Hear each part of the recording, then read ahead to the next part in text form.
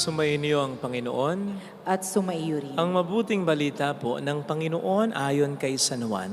Papuri sa iyo, Panginoon.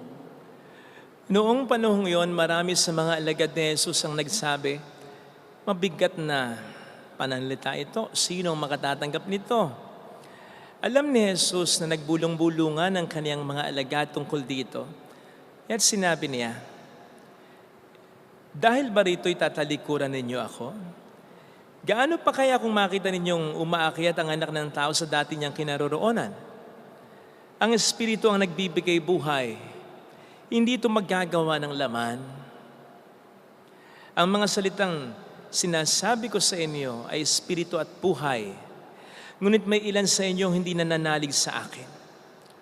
Sapagkat talastas ni Jesus, buhat panunguna kung sino-sino ang di nananalig sa Kanya at kung sino ang magkakanulo sa Kanya. Idinugtong pa niya. Yan ang dahilan. Kaya ako sinabi na walang makalalapit sa akin malibang loobin ito ng Ama. Mula nooy marami sa Kanyang mga alagad ang tumalikod at hindi na sumama sa Kanya. Kaya tinanong ni Jesus ang 12, ibig din ba ninyong umalis? Sumagot si Simon Pedro, Panginoon, kanino po kami pupunta? Nasa iyo ang mga salitang nagbibigay buhay na walang hanggan. Naniniwala kami at ngayon natitiyak naming kayo ang banal ng Diyos. Mga kapatid, ang mabuting balita po ng Panginoon. Pinupuri ka namin, Panginoong Hesukristo.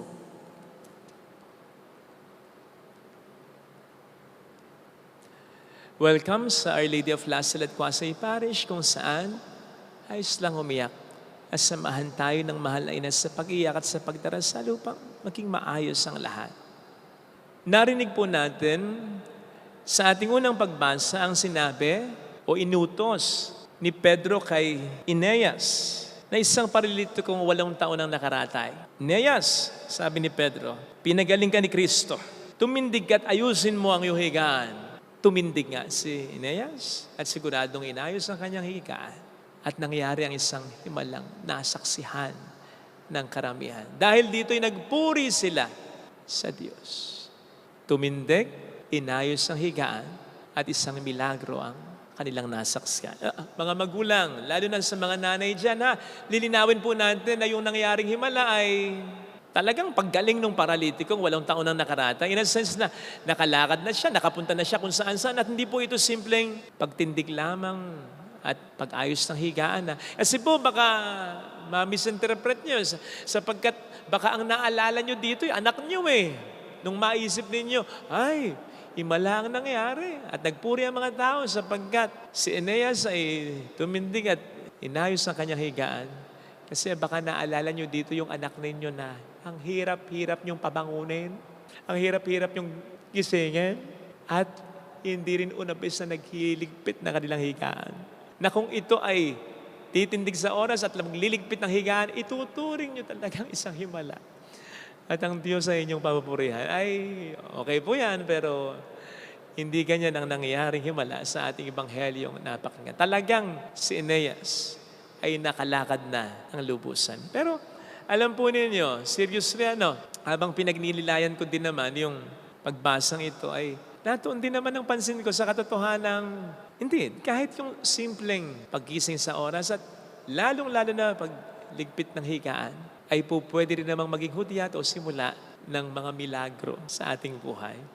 Taong 2014, ng isang US Navy Admiral ay nagbigay ng commencement speech sa University of Texas, kung saan simula pa lang ng speech niya, ang lahat ay napangiti, napatawa na niya. Dahil sinabi niya agad ito, if you want to change the world, then start off by making your bed.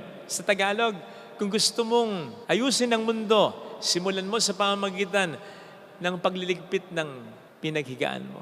Natawa ang lahat dahil ano nga naman ang koneksyon ng dalawa? Parang napakalayo, hindi ba? But then, yung pagtawa ay napalitan ng astonishment when the Admiral made them realize, oo nga, pwede nga. Sapagkat ang simpleng paggising sa oras at pagligpit ng higaan ay po pwedeng magbigay agad sa atin ng sense of accomplishment sa simula pa lang. That upon waking up, immediately, may na-accomplish na tayong task. Isang task na maaaring simple pero mahalaga dahil araw-araw mong dapat gawin yan. Isang task na maaaring simple pero mahirap sapagkat kung madali yan, hindi lahat tayo ginagawa yan. Alam naman nating pahirapan yan para sa karamihan.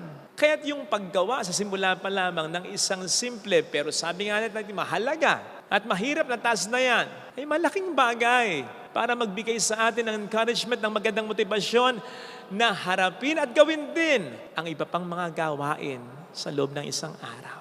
Aminin man natin o hindi, madalas ang iniisip ng marami sa atin na hindi nagliligpit agad ng kanilang higaan eh, hihigaan ko rin man uli yan eh. Magugulo lang din naman uli yan eh.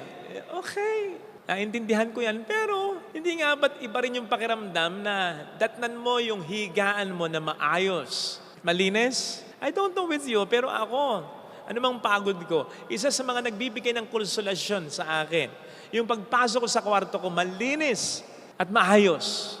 Yung kwarto ko, yung higaan ko. O diba, lahat naman siguro sa atin nakapag-hotel na. Pag nakita mo yung higaan, yung ayos ng higaan sa mga hotel, talagang yung bedsheet ay napakalinis, plansyadong-plansyado. Ang tendency natin agad ay humiga eh. Para batang hinahatak nung kama. Kasi ang ganda ng pagkakaayos niya. May psychological effect yan. Kumbaga. Kaya sa mga stress dito, lagi, araw-araw, sipin po ninyo, naaayos niyo ba yung mga kwarto ninyo? Pinaghigaan ninyo? Maaring hindi. Kaya imbis na mabawasan kayo ng isang stress sa simula pa lang, madadagdagan pa sagat babalikan nyo, tutulugan nyo yan eh. Nakaka-stress makakita. Ang isang kwarto, ang isang pinaghigaan magulo sapagkat siya ka mamamahingi. Hindi lamang dahil unpleasant yan na higaan sapagkat po pwedeng nakasanayan yung higaan yan. Pero yung sense na negatibo na para kang walang naayos sa simula pa lang sa buhay mo. At pagdating mo pa ng bahay, lahat magulo, makikita mo, di ba? Stress ka sigurado. Iba yung dadatnan mong maayos ang bahay, maayos ang kwarto, maayos ang higaan. Iba yun. May magandang epekto na pakiramdam yun. And this, I believe, ay pwede natin i-apply sa ating spiritual na buhay. Sana tayong masanay na higa ng higa sa isang marumi at magulong buhay without going into confession, without really praying, and without even attempting to talk with someone, with our loved one, or with a friend para ayusin natin yung magulo sa buhay natin na yan. Let us not wallow into sin. Huwag tayo magtagal. Huwag nating makasanayan yung magulong buhay na yan dahil sa kasalanan, na dahil ang katwiran natin na yun, okay lang na hindi ako mangumpisan, okay lang na hindi ko iusan, gagawin ko rin naman. Ay nako, di po makatutulong yan. 8 taong nakaratay si Eneas. Pwedeng nasanay na siya dyan eh. After all, kahit na siya'y nakaratay, siguradong may naglilimos sa kanya eh. At paano, naging komportable na siya sa kanyang hindi magandang kalagayan. Pero ang pinakita sa atin sa ating unang pagbasa ngayon ng taong ito ni Eneas, more than an easy life, higit pa sa komportabling buhay na nakasanayan, gusto niyang iangat ang kalidad ng kanyang buhay. Kahit pa mahirap para sa kanya, kahit pa walang kasiguruduhan para sa kanya, sapagkat alam niya na yun ang mas maganda, mas inam na kalidad ng buhay. Sana ganoon din tayo. Ipaangat din natin kay Kristo ang kalidad ng ating buhay at yun ay magsisimula sa pag-ayos natin ng ating hinihigaan araw-araw.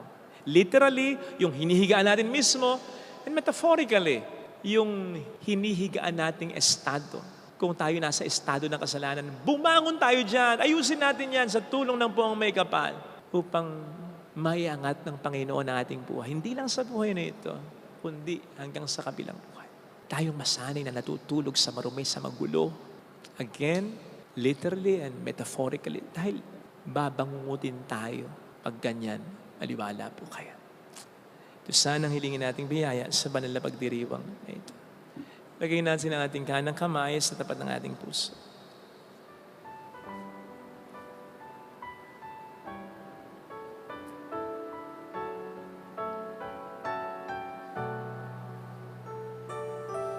Awitin natin.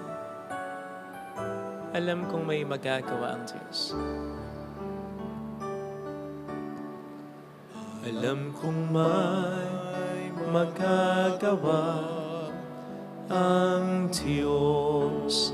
Alam kong may magagawa ang Diyos. Alam kong may magagawa Walang imposible sa Kanya. Kung ako'y magtatapat, sa Kanya'y maglilingkod, alam kong may magagawa ang Diyos.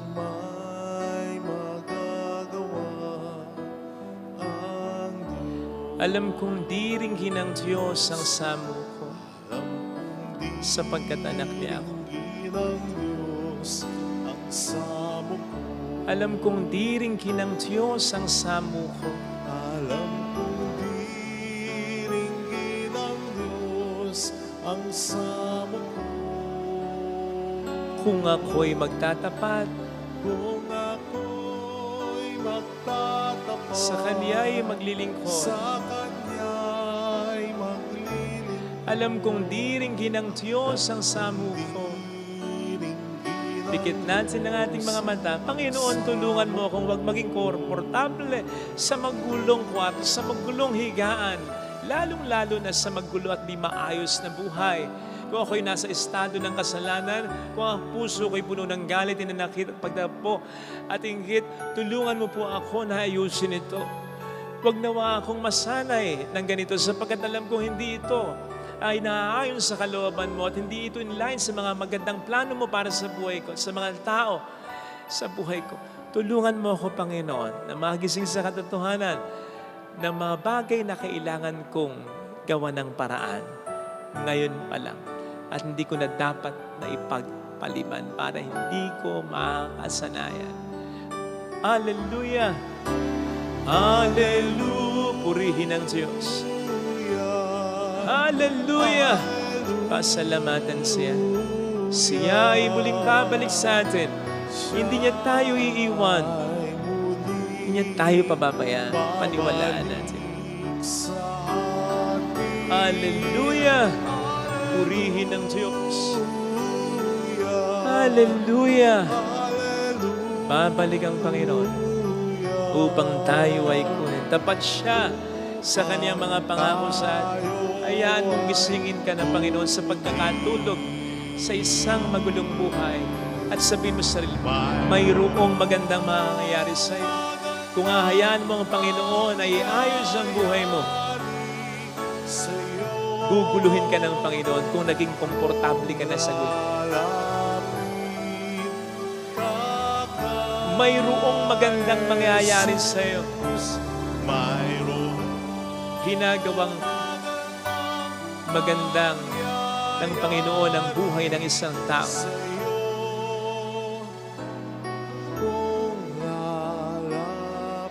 Panghawakan natin ito. Lalo na kung tayo pababago. Papuri sa Ama at sa Anak sa Espiritu Santo. Kapara ng sa unang-una ngayon at magpakailanman, magpa sa walang hanggan.